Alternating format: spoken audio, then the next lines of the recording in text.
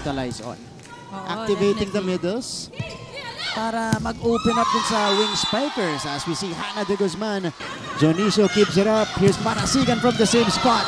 Andun pa rin ang depensa ni Batak. That floor defense from Mapua just allowing them to keep up in this game. And Yan na, ilusot yun.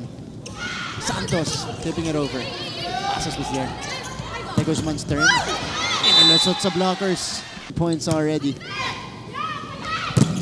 Tan. Siya naman may 9 points na para sa San Sebastian.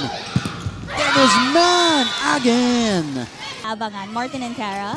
Christine, maraming salamat. Well, again, as you were reporting that, 5 points to 1 in favor of Mapua. Yeah. oh, Season, tinawid.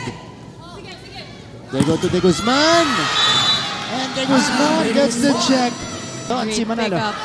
De La Cruz. The blockers were there again. De Guzman will try. Popped up! Kept alive by Season. And this is Santa Cruz. The rally continues. What a rally.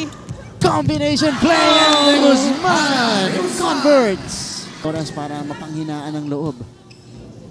Oh, kasi nakita nila earlier that they could actually get back from a big lead. That's right, yeah. Kasi talagang basang-basa siya ng defense ng Mapua.